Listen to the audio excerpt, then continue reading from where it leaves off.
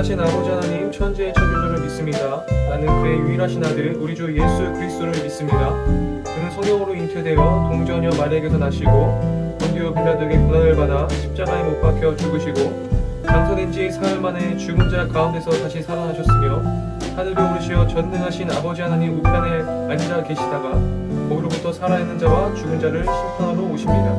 나는 성령을 믿으며 거룩한 공교회와 성도의 교제와 죄를 용서받는 것과 몸의 부활과 영생을 믿습니다. 아멘. 다 같이 함께 기도하시겠습니다. 사랑이 많으신 하나님 아버지, 3월 사순절 기간 주일을 위한 영상 예배로 청소년 크리에이팅 예배를 드리게 하여 주심에 감사드립니다.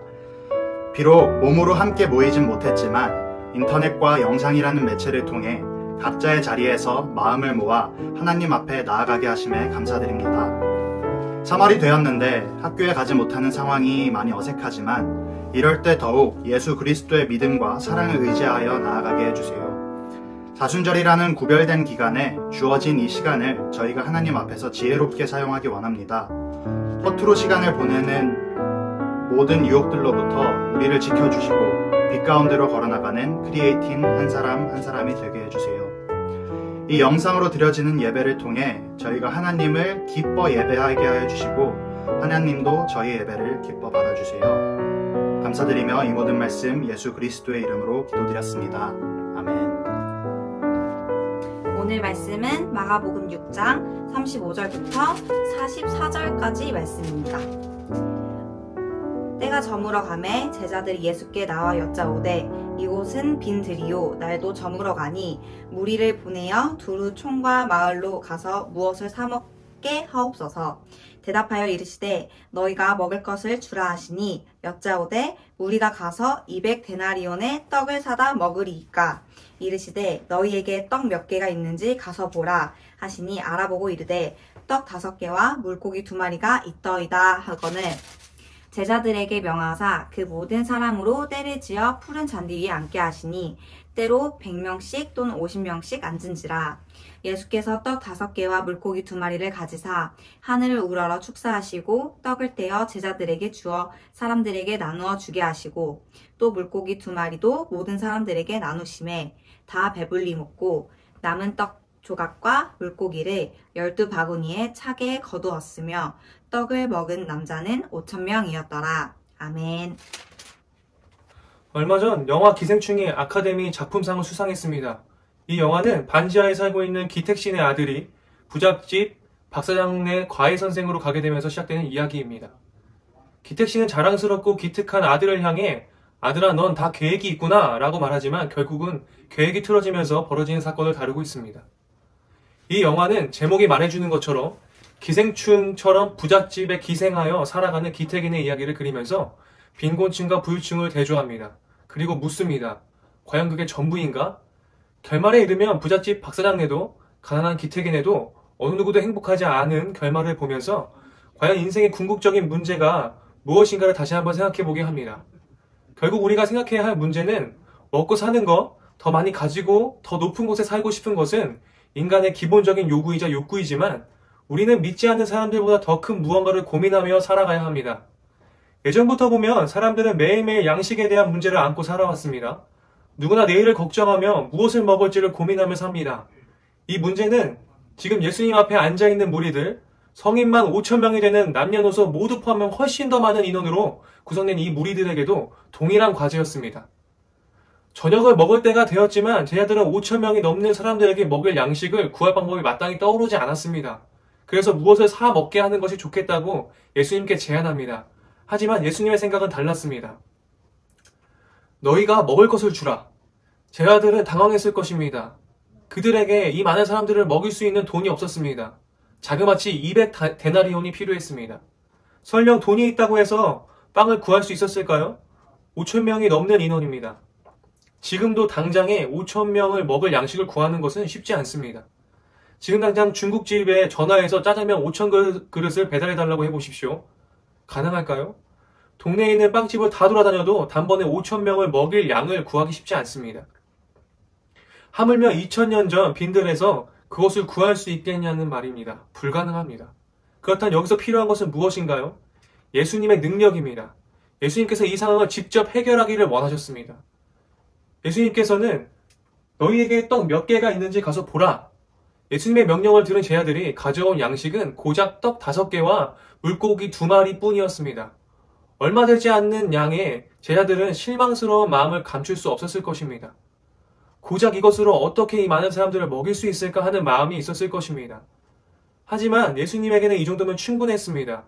제자들이 가져온 떡 5개와 물고기 2마리를 가지고 축사하시고 떼어서 제자들에게 나누어 주게 하셨습니다. 들판에 가득 둘러앉은 사람들에게 떡을 나누어 주기 시작하는데 이상한 일이 벌어집니다. 아무리 떡을 떼어도 물고기를 나누어 주어도 사라지지 않습니다. 소진되어 없어지기는커녕 오히려 먹고 남은 양이 처음 가져온 것보다 많아지는 기적이 벌어졌습니다. 오늘 이와 같은 오병이어의 기적이 우리에게 있기를 소망합니다. 그분과 함께 할 때 우리의 삶이 늘 풍성함으로 넘쳐나는 줄을 믿으시기 바랍니다. 하지만 오늘 우리가 더욱 집중하고 기억해야 할 것은 이것은 단지 떡과 물고기를 먹어서 오는 배부름이 아니라는 사실입니다. 예수님께서 무리들을 오병이어로 먹이시기 전에 말씀으로 먹이셨습니다. 그들을 가르치시고 말씀으로 먹이시기를 날이 저물도록 계속하신 것입니다. 이 역사적 현장에 있던 무리들은 영혼을 살리는 생명의 말씀을 먹었을 뿐만 아니라 덤으로 육의 양식까지 누리게 되었습니다. 육의 양식을 먹으며 영의 양식 대신 예수 그리스도를 경험한 것입니다. 이것이야말로 구원받은 자들만 누릴 수 있는 천국잔치입니다. 우리도 이와 같은 천국잔치에 참여하기를 바랍니다. 단지 이 세상의 풍족함과 풍요로움, 배부름을 해결하는 잔치가 아니라 우리가 메마르고 가라앉은 심령 가운데에 부어주시는 하나님의 말씀으로 인해서 촉촉히 적셔주시는 은혜, 그리고 그로 인해서 구원의 기쁨을 함께 즐거워하는 천국잔치에 참여하기를 소망합니다. 그것이야말로 예수님께서 이 땅에 오신 이유입니다. 그분은 우리의 1차적인 욕구, 먹고 사는 것에 대한 문제를 해결해 주는 것은 하나님께서 원하지 않으셨습니다. 그 이상의 무언, 더 높은 차원의 무언가를 주시기를 원합니다. 그것이 바로 주님께서 주시는 영원한 생명입니다. 헬라어에서 생명을 가리키는 단어는 2가지가 있습니다. 하나는 비오스이고 다른 하나는 조에입니다. 전자는 육체적 생명을 의미하고 후자는 영적 생명을 의미합니다. 대부분의 사람들은 비오스의 생명을 유지하려고 애씁니다. 비오스의 생명을 살찌우려고 노력합니다. 그것을 위해 돈을 벌고 그것을 위해 대학을 가고 그것을 위해 출세하며 그것을 위해 양심을 팔고 그것을 위해 남의 것을 빼앗거나 우상을 섬깁니다. 심지어는 그것을 위해 교회에 나오기도 합니다. 떡과 물고기를 먹고 배불러 하는 것은 비오스의 생명을 얻는 것으로 만족하는 것입니다. 하지만 그리스도인은 이것으로 만족하지 않습니다. 우리는 영원한 생명, 조회를 소망하며 살아갑니다. 그 생명 대신 예수 그리스도와 교제하면서 그분 안에 거하는 삶을 살아갑니다. 그러므로 우리가 누리는 천국 잔치는 단지 떡과 물고기를 먹는 것으로 기뻐하는 잔치가 아니라 우리가 참 생명, 영원한 생명을 주신 그분 안에서 화목하며 즐거워하는 것, 그것이야말로 진정한 천국 잔치입니다. 저와 여러분이 그 천국의 기쁨을 누리길 바랍니다. 설령 눈앞에 우리의 비오스를 충족시킬 충분한 물질이 없을지라도 예수 그리스도로 말미암아 조회를 얻었음을 기뻐하시기 바랍니다. 외롭고 썰렁한 빈들에 앉아 있을지라도 그곳에서 우리를 긍휼히 여기신 예수님이 함께 계심으로 인하여 즐거워하시기를 바랍니다. 구원받은 백성들이 함께 모여 예배하는 이 자리, 이 예배가 바로 천국잔치임을 기억하시기 바랍니다. 우리가 몸은 떨어져 있어도 마음으로 하나가 되어 예배하는 천국잔치를 참여하는 영원한 생명을 쫓아가는 우리 청소년교회가 되었으면 좋겠습니다. 영상으로나마 함께 예배할 수 있어서 정말로 감사합니다. 기도하겠습니다. 하나님 감사를 드립니다. 하나님 우리가 예배하는 이유는 오직 예수 그리스도 단지 그 하나이기 때문에 그 예수 그리스도의 생명을 우리가 얻기 위해서 예배합니다. 하나님께서는 그 크신 은혜와 사랑으로 우리를 긍휼히 여기셔서 먹고 마시는 문제를 넘어서서 우리에게 영원한 생명을 주시고자 하시는 것을 오늘 알았습니다. 주님 앞에 더욱더 충성되이 예배하며 매일매일 주님과 함께 동행하는 삶을 살 수 있도록 도와주시옵소서. 예수님의 이름으로 기도했습니다. 아멘.